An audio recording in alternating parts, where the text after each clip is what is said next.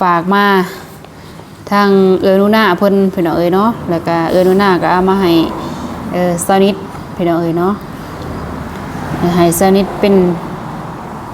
ให้ซานิดใส่นี่แหละพี่น้องเอ้ยเนาะเพิ่นว่าอีต้นซานิดพี่น้องเอ้ยเนาะดูปันนี่ยังหาเงินใส่ก็ยังยากนะโอเคพี่น้องเอ้ยเนาะเปิดภาพมาบัดนี้เนาะก็อยู่เฮือนอยู่ซ่านคือเก่าคือเดิมพี่น้องเอ้ยเนาะตอนนี้สนิทกับส่วนก่อนสนิทบ่สบายพี่น้องเอ้ยเนาะส่วนนี้ก็ไข้แน่แล้วสนิทก็ได้เพราะว่าบ่ได้แน่พี่น้องเอ้ยเนาะตามปากตามหยังก็เป็นตุ่มเป็นหยังก็กินข้าวพอได้แน่แล้วพี่น้องเอ้ยเนาะส่วนนี้ก็ส่วนก่อนสนิทกินข้าวโอ้บ่ได้พี่น้องเอ้ยเนาะกินต้มข้าวเปียกกับเกลือเนาะ FC เพิ่นบอกสนิทมาให้กินแบบต้มเกลือต้มข้าวใส่เกลือนะเนาะสนิทก็กินพี่น้องเอ้ยเนาะแต่ก็กินได้บ่หลายแหละคือว่าแหละสนิทก็ได้เพราะว่ามันเจ็บนะพี่น้องเอ้ยเนาะแต่ตอนนี้ก็ไข้แน่แล้วตอนนี้พี่น้องเอ้ยเนาะตอนนี้ก็ยังอยู่เฮือนอยู่ซ่านคือเก่าเด้อพี่น้องเอ้ยเนาะยังบ่ทันได้ออกไปทางนอกเทื่อพี่น้องเนาะก่อนอื่นก็กับทักทายสบายดีเด้ออีพ่ออีแม่FC สุคนเนาะบ่ว่าอยู่ภายในและก็ต่างประเทศพี่น้องเนาะก็ยินดีเข้าสู่2 20นิดมื้อนี้เนาะมาพบมาพอกันเส้นเก่าเส้นเคยพ่อแม่พี่น้องเอ้ยเนาะกับ20นิดยังอยู่บ้านเด้อพี่น้องเอ้ยเนาะบ่ทันได้ออกไปถ่ายคลิปข้างนอกพี่น้องความหาก่อซีคล้ายๆแน่พี่น้องเอ้ยเนาะช่วงก่อนก็คุมกับทุ่งนาสนิทเองพี่น้องเอ้ยเนาะแต่ตอนนี้ก็อาการที่ว่าสนิทเจ็บก็ไข้แน่แล้วพี่น้องเอ้ยเนาะเพราะว่าส่วนนี้ก็ฝนได้ทางลาวไต้เฮาพี่น้องเอ้ยเนาะฝนถล่มเลยพี่น้องเอ้ยเนาะก็สนิทก็เปิดคลิปมามื้อนี้พ่อแม่พี่น้องเอ้ยเนาะก็บ่ได้มีหยังล่วงลายเนาะสนิทก็สิมาขอบบุญขอบคุณเนาะทางผู้ใหญ่ใจบุญเนาะทางผู้ใหญ่ใจบุญทางUSA พี่น้องเอ้ยเนาะฝากเป็นปัจจุปัจจัยเนาะให้สนิทพี่น้องเอ้ยเนาะเพิ่นว่าสงสารสนิทนี่แหละเนาะแล้วก็ให้เป็นรางวัลปลอบใจเนาะเป็นคนขยันนี่แหละเนาะเฮ็ดเวียกเฮ็ดงานเฮ็ดจังได้พี่น้องเอ้ยเนาะคันบ่สู้บ่ซนก็บ่มีอันที่จะกินเนาะขนาดสู้ซนปานนี้ก็ยังพอแห้งพี่น้องเอ้ยเนาะยังอีหลากอีเรืออยู่สนิทก็ได้จนส่วนนี้ก็เซาตัวเองบ่รอดพี่น้องเอ้ยเนาะช่วงหน้าฝนบ่ฮู้ว่าสิหาเงินหาค่ำแบบใดพี่น้องเอ้ยเนาะทางบ้านเฮาเพราะว่าฝนก็ตกถนัดทนีเลยเนาะมื้อนี้ก็ตกแห้งขนาดมื้อนี้ก็พี่น้องเอ้ยเนาะตกอยู่บ้านสนิทนี่แหละโคตรว่าแห้งเนาะแห้งเทแห้งว่ามื้อนี้ก็ อยากสิไอ้แน่สนิทก็ได้เนาะสบายดียามหวยคำลงแรงพี่น้องเอ้ยเนาะมาพบพอกันเนาะฝากขอบุญขอบคุณพี่น้องเอ้ยเนาะมาเข้าเวียกเฮาเลยซะสนิทก็ได้เนาะก่อนอื่นก็สนิทก็ขอบุญขอบคุณเนาะทางขอบุญ USA เนาะแล้วก็ย่าทาง USA เนาะที่ว่าฝากเงินมาให้สนิทพี่น้องเอ้ยเนาะจำนวนหนึ่งเนาะถึงว่าเพิ่นเสียบ่หลายเนาะแต่ว่าสำหรับสนิทพี่น้องเอ้ยเนาะสมีก็หลายสุดแหละพี่น้องเนาะเป็นจำนวนเงิน300,000 กีบพี่น้องเอ้ยเนาะสนิทก็ว่าสิเปิดคลิปแต่พุ่นแหละแต่ว่าเจ้าของเองก็เว้าบ่ค่อยได้นะย่านว่า FC เฮาบ่เข้าใจเวลาสนิทเว้าเนาะมันสิเป็นแบบของปากเฮาเป็นตุ่มนะพี่น้องเอ้ยเนาะมันสิเป็นแบบอ้ำๆอีหยังนะเนาะก็เลยว่าใครแน่แหละจังค่อยมาเปิดคลิปพี่น้องเอ้ยเนาะเป็นจำนวนเงิน300,000 กีบพี่น้องเอ้ยเนาะฝากมาทางนูน่าเพิ่นพี่น้องเอ้ยเนาะแล้วก็นูน่าก็เอามาให้สนิทพี่น้องเอ้ยเนาะให้สนิทเป็นให้สนิทใส่นี่แหละพี่น้องเอ้ยเนาะเพิ่นว่าอีต้นสนิทพี่น้องเอ้ยเนาะดูปันนี่ยังหาเงินใส่ก็ยังยากนะ พี่น้องเอ้ยเนาะก็เลยเพิ่นฝากเป็นปัจจัยเนาะ จำนวนหนึ่งถึงว่าสิบหลายทางเพิ่นว่าเนาะแต่สนับสนิทพี่น้องเอ้ยเนาะสมีก็ถือว่าพอแห้งแหละพี่น้องเอ้ยเนาะไปรับจ้างก็ประมาณ2-3 มื้อบ่ได้พี่น้องเอ้ยเนาะจังได๋ซำนี้เนาะแต่เดี๋ยวนี้เขาจ้างประมาณอยู่แสนป้ายพี่น้องเอ้ยเนาะแต่สนิทได้สนิทก็ถือว่าโอเคพี่น้องเอ้ยเนาะเพราะว่าบรรเทาในการใส่ใจแน่พี่น้องเอ้ยเนาะซื้ออยู่ซื้อกินนี่แหละร่างเทื่อก็ถ้าว่ามีโอกาสช่วงนี้ก็ถ้าพ้นบ่เล็งเลยก็สิมีโอกาสไปถ่ายคลิปถ่ายหยังก็พอได้ซื้ออยู่ซื้อกินนี่แหละพี่น้องเอ้ยเนาะกินกับทีมงานเพิ่นเนาะบางเคสที่ว่าสนิทไปถ่ายก็ยังบ่ได้กินข้าวก็มีพี่น้องเอ้ยเนาะ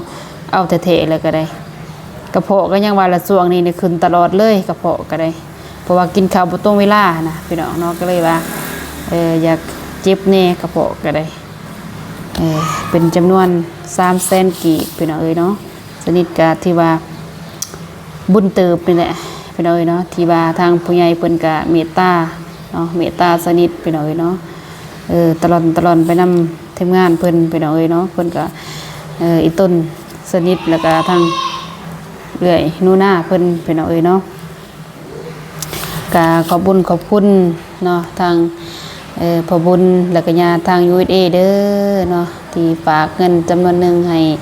สนิทพอได้ใส่พี่น้องเอ้ยเนาะขอให้พอจงมีแต่สุขภาพแข็งแรงเด้อเนาะความเจ็บจะได้ความไกลยาสุมีเป็นภูมิภูมิใส่ให้ลูกให้หลานทางลาวไต่พี่น้องเอ้ยเนาะแล้วก็ญาทาง USA เนาะอวยพรให้ญาจงมีอายุมันควรยืนเป็นภูมิภูมิใส่ให้ลูกให้หลานตลอดไปเด้อญาเอ้ยเนาะถึงสนิทสิบ่เห็นหน้ากับพี่น้องเอ้ยเนาะฟังได้ฟังสื่อเสียงของเพิ่นก็คือว่ามีแห้งจูงใจหลายเติบพี่น้องเอ้ยเนาะเป็นกำลังแรงใจเนาะที่ว่าคันสิว่ากับผู้หญิงผู้หนึงหั่นน่ะพี่น้องเนาะตาดำๆเนาะก็บ่คิดบ่ฟันเลยสนิทก็ว่าสิมาฮอดจุดๆนี้นะพี่น้องเนาะก็ขอบคุณทางพ่อเพิ่นเนาะ USA พี่น้องเอ้ยผู้ว่าใส่และเงินกีบพี่น้องเอ้ยเนาะเพิ่นฝากมาเป็นเงินกีบเพราะนำนูน่าสนิทกับบริธามเพิ่นละเอียดพี่น้องเอ้ยเนาะผู้ว่าสิมีโอกาสได้ใส่เงินดอลลาร์นำเพิ่นอยู่บ่หัวกุกุนยองๆครับพี่น้อง สนิทกันเนาะแต่เงินกีบก็ยังใส่บ่เบิดล่ะพี่น้องเอ้ยเนาะใส่บ่ทั่วถึงเนาะบางทีก็ใบเซตนี่สนิทก็ยังใส่บ่ได้หลายพี่น้องเอ้ยเพราะว่าบ่มีเนาะบ่มีหาเงินบ่ค่อยเก่งพี่น้องเนาะมีแต่ใบ20,000หรือว่าใบ50,000พี่น้องเอ้ยเนาะใบแซนนี่ก็โอ้ถือว่าเป็นเงินก่อนนั่นแหละคันสนิทได้พี่น้องเอ้ยเนาะจาก10 ใบนี่ก็ล้านหนึ่งเลยดิก็ผู้ที่เป็นเงินก่อนนั่นแหละพี่น้องเอ้ยเนาะต่อทุนต่อชีวิตได้หลายเติบแหละพี่น้องเอ้ยเนาะแต่สามีก็ยังสนิทก็ดีใจแหละพี่น้องเอ้ยเนาะก็ได้ซื้ออยู่ซื้อกินในการเดินทางนี่แหละคันเว้าไปหลายก็คือสิหลายพี่น้องเอ้ยเนาะกับอีต้นทางทีมงานคือกันพี่น้องเอ้ยเนาะทา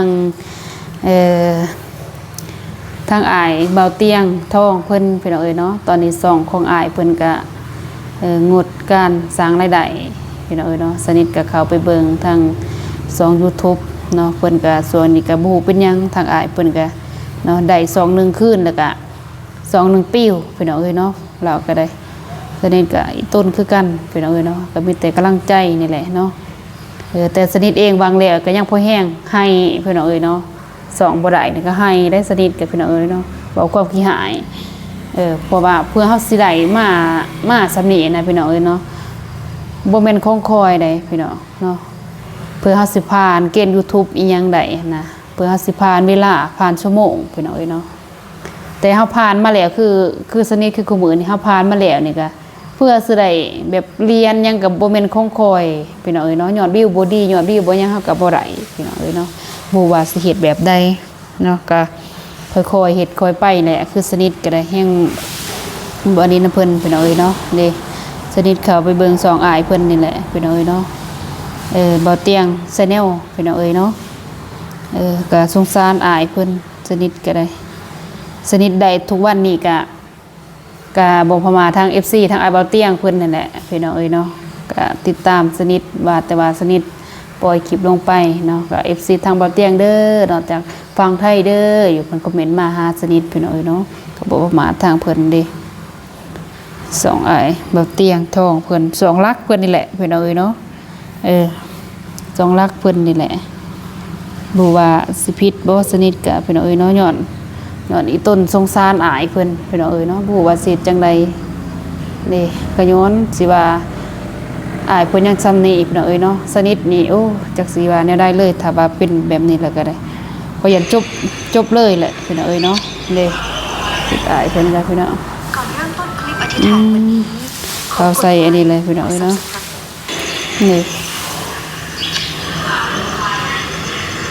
ใส่ต้นพี่น้องเนาะเปิดภาพมาวันนี้ก็แจกดีบ่อยู่เมื่อตื่นแต่เช้าเลย7 โมงพี่น้องตอนนี้ก็ได้เนาะ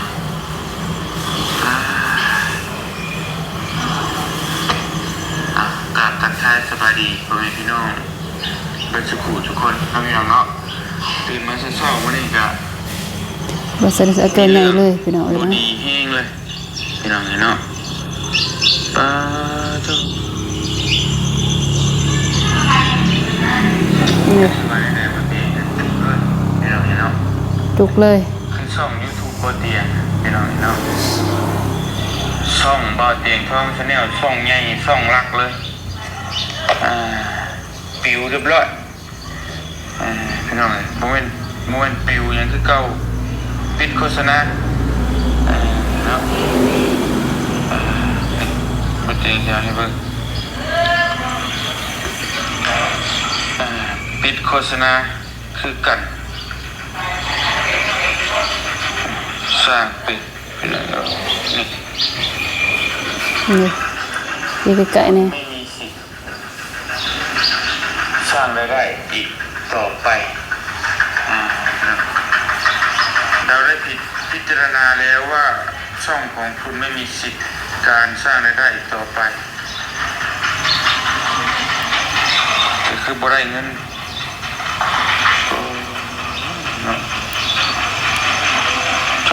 คงว่าย่างนักเลยนะทางอายเพิ่นก็เป็นเอาเลยเนาะจากสิจังได๋เขาโฆษณาคักขนาดคงว่าโตสิไปไหนโตสิไปแนวใดโตป่ะ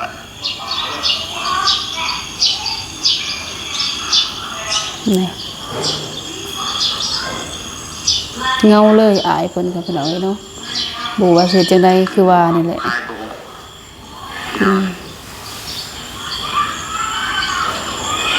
คือช่องเลย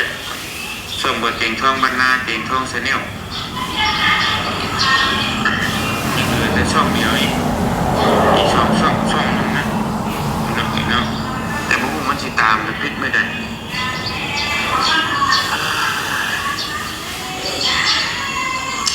บ่เข้าใจกันบ่เก่งเนาะ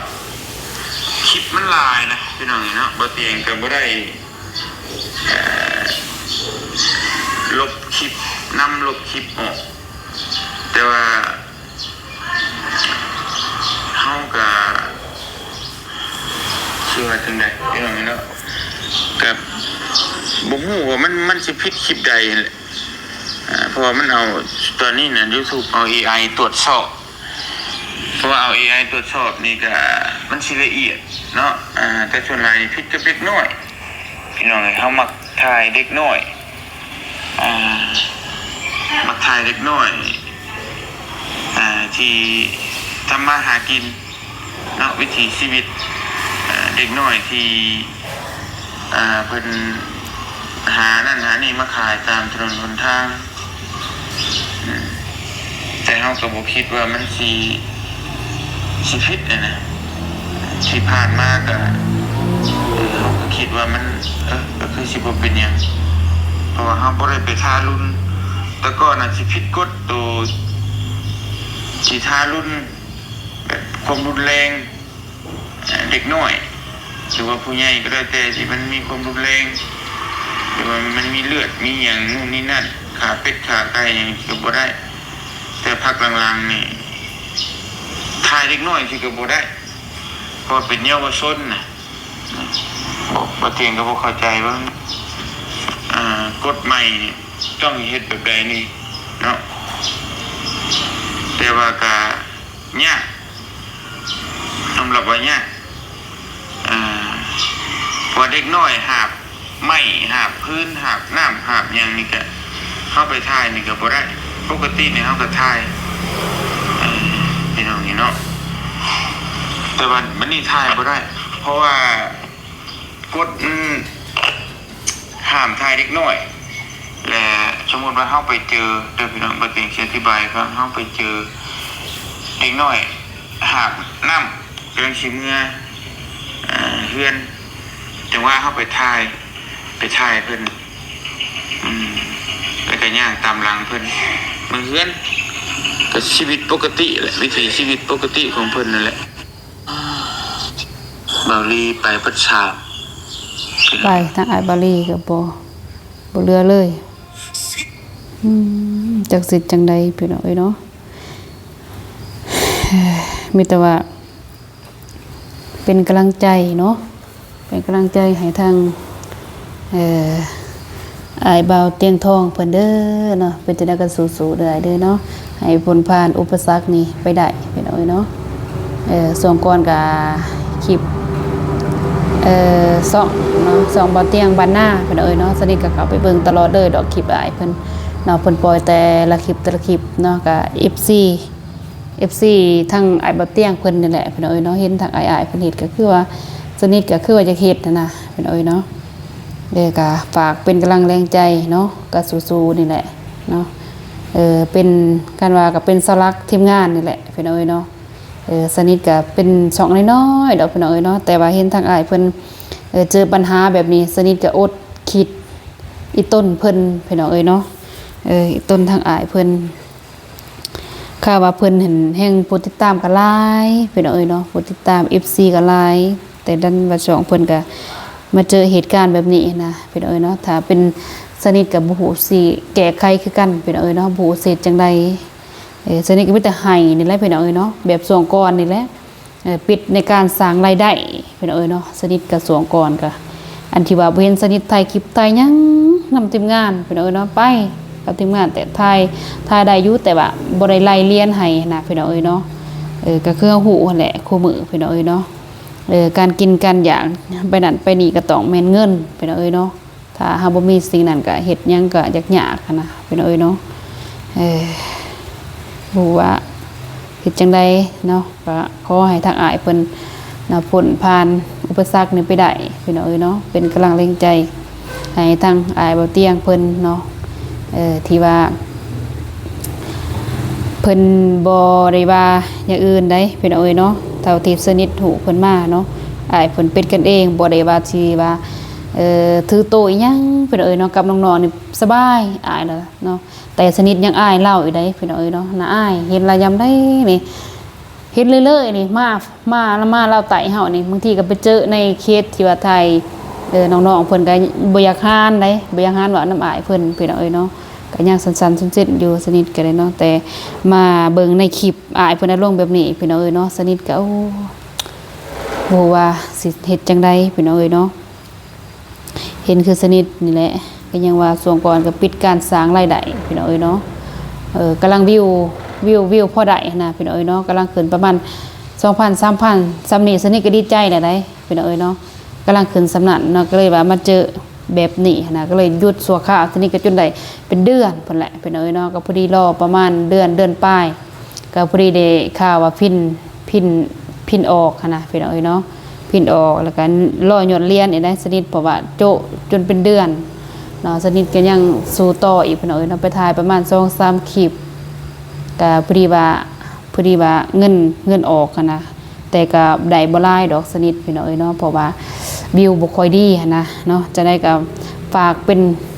กำลังแรงใจเด้อเนาะทีมงานสุคนเนาะบอกว่าลาก็แม่นทางอ้ายบ่าวเตียงเนาะจังได้ก็สู้ได้เด้อเนาะถ้าได้เบิ่งคลิปสนิทก็เนาะเป็นกำลังแรงใจให้ทางอ้ายเพิ่นเนาะอุปสรรคครั้งยิ่งใหญ่และอ้ายเพิ่นก็เนาะก็อีกต้นเพิ่นบ่ฮู้ว่าสิซอยจังไดเนาะทางทีมงานเฮานี่ก็ เจอมาพี่น้องเอ้ยเนาะแต่ว่าคือหูนั่นแหละเนาะทุกปัญหาก็ต้องมีทางแก้พี่น้องเอ้ยเนาะแต่บ่ฮู้ว่าสิไว้หรือซาก็บ่ฮู้พี่น้องเอ้ยเนาะแต่ว่าต้องมีทางแก้พี่น้องเอ้ยเนาะเป็นจังไดก็ให้ทีมงานเราไต่เฮาสุขสุขคนคือกันเนาะสู้ๆพี่น้องเอ้ยเนาะปกติแห่งสนิทแห่งคนใจน้อยพี่น้องเอ้ยเนาะใหญ่แต่โตได้สนิทก็ได้ครับไปเจอไปนี่โอ้ยให้ก่อนแหละพี่น้องเอ้ยเนาะจังมาคือทีหลังสนิทก็ได้ปู่ว่าจักเป็นจังไดเนาะโอเคพ่อแม่พี่น้องเอ้ยเนาะสำหรับคลิปนี้เนาะสนิทก็บ่ได้มีหยังลวงหลายเนาะมีแต่ฝากขอบคุณทางผู้ใหญ่ใจบุญเพิ่นเนาะที่ว่าฝากเงินจำนวนหนึ่งให้สนิทเนาะพอได้ใส่พี่น้องเอ้ยเนาะแล้วก็ทางยา USA เนาะขอบคุณขอให้เพิ่นจงมีสุขภาพแข็งแรงเด้อเนาะอย่าเจ็บอย่าจนลำรวยๆเนาะเฮ็ดงานการอันใดก็ขอให้พอแต่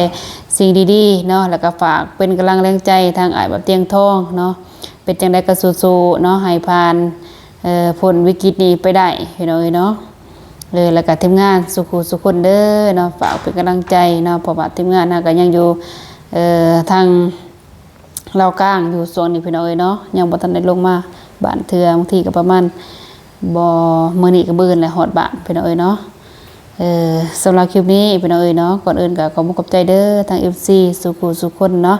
ที่เข้ามาส่งคลิปซะนี้แต่ต้นจนจบขอให้พ่อแม่จงมีแต่สุขภาพแข็งแรงเนาะความเจ็บอย่าได้ความไข้อย่าสุมี